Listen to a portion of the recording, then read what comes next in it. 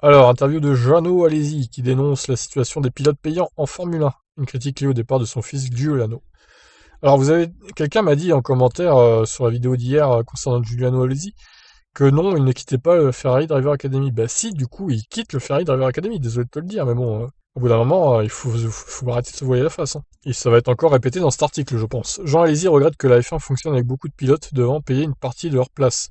Les pilotes payants sont aujourd'hui bien mieux formés qu'ils ne l'étaient dans les décennies précédentes, notamment parce qu'ils font partie d'académies formées par les constructeurs. Pour celui qui a été en F1 entre 90 et 2001, le fait de voir son fils écarté de la Ferrari Driver Academy après 2 saisons en F2 a été difficile à admettre. Le futur de Giuliano Alesi se fera désormais en Asie, avec un programme encore à confirmer.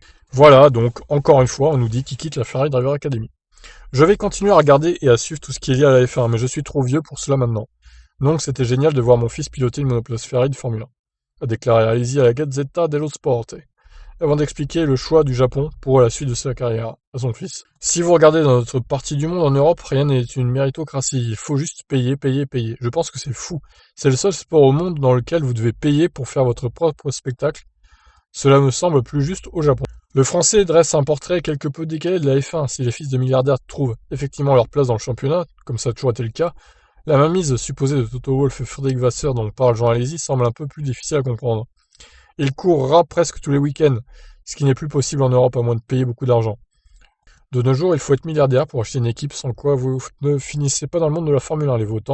Les volants, sont bloqués par les pilotes de Vasseur et Wolff. C'est un peu réducteur comme accusation, je trouve, de la part de Jeannot. Heureusement, il y a Ferrari qui fournit des moteurs à plusieurs équipes de F1 afin qu'elles puissent aussi fournir des pilotes. Ah oui, Ferrari, la grande équipe Ferrari. Loué soit Ferrari. Mick Schumacher a eu son volant en Formule 1 avec son titre en F2, mais sans le soutien de Maranello, ça n'aura pas été possible. Oui, bah après le problème c'est que Mick Schumacher s'appelle Schumacher aussi, donc ça aide pour sa carrière, on va pas se mentir, même si Mick est très bon, je dis pas le contraire. Le soutien de Ferrari envers Schumacher, outre grâce à son nom, est effectivement lié à un palmarès comptant un titre en F3 Europe et en F2. Eh oui, ce qui n'a pas fait Giuliano. Alesi dénonce à juste titre le fait que Sergio Pérez ait failli être mis sur la touche malgré ses résultats probants, mais il surestime toutefois l'apport financier du Mexicain. Il a fini quatrième avec un budget de 15 millions en poche et il a failli finir sans équipe pour la saison à venir. Cela doit changer. On ne peut pas avoir Hamilton qui se bat pour être payé ce qu'il mérite et avoir des jeunes pilotes qui paient pour faire le spectacle. Cependant, il a apprécié le clin d'œil émouvant que Ferrari lui a fait en offrant un rapide test à Giuliano et celui fait par son fils en choisissant le numéro 28, celui de Jean Alesi lors de ses débuts pour la Scuderia. Ouais, franchement, ils étaient pas obligés, Ferrari, et puis c'était un genre de jubilé, de remerciement pour Giuliano, c'est bien. C'est bien qu'ils aient fait ça. Ça a été une surprise pour moi, je ne peux pas croire qu'il a regardé dans les détails comme cela. Je crois que j'ai testé la première fois en novembre 2090, le 15 d'après mon fan club, et c'est incroyable qu'il ait piloté la voiture avec mon numéro, 30 ans plus tard. C'était génial de le voir dans une Ferrari, c'est beaucoup d'émotion pour moi, mais c'est aussi un sens de la responsabilité de ne pas faire d'erreur car il était le premier à sortir. Il faisait très froid et d'autres devaient piloter la voiture. Et imaginez, ouais, s'il avait craché la voiture. Oh, le scandale. Ce n'était pas simple pour lui, mais tout s'est très bien passé, ça m'a fait plaisir pour lui. Donc, bien que Giuliano Alesi ne fasse plus partie de la Ferrari Driver Academy, voilà, là c'est dit clairement, son père assure qu'il conservera des liens avec le cheval Cabret. C'est la fin pour lui avec l'Académie, mais pas avec Ferrari, ça reste notre famille. Oui, ouais, ça a été dit très clairement de la part de Ferrari. En attendant, Giuliano maintenant il va au Japon, donc Ferrari c'est fini pour lui dans on va dire à moyen terme, voire à long terme. Et je le vois mal rebondir ailleurs, je sais pas, peut-être en endurance aux 24 heures du Mans, peut-être dans une GT Ferrari, allez, à la limite.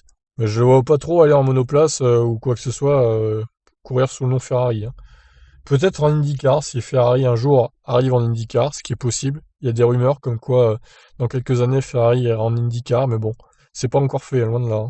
Bah écoutez, voilà, l'interview de Jeannot Alesi. On sent il est un peu amer quand même que son fils soit viré de la Ferrari Driver Academy. Il en profite pour tacler un peu Toto Wolff et Frédéric Vasseur. Bon, c'était pas utile de sa part de faire ça, je pense. Surtout Frédéric Vasseur, bon, lui, il a rien demandé à personne, il fait son boulot chez Alfa Romeo. Il fait plutôt bien son boulot d'ailleurs, donc c'est pas non plus la peine de lui mettre un taquet comme ça. Je comprends pas trop, mais bon. Bref, bah écoutez, je vous laisse réagir sur cette interview de Jeannot. Qu'est-ce que vous en pensez? Et que pensez-vous du fait que son fils, du coup, a été écarté de la Ferrari Academy? Est-ce que c'est mérité ou pas selon les résultats qu'il a fait en F2? Moi, je dirais que c'est mérité quand même, parce qu'il n'a pas été très bon. On va pas se le cacher. Allez, ciao!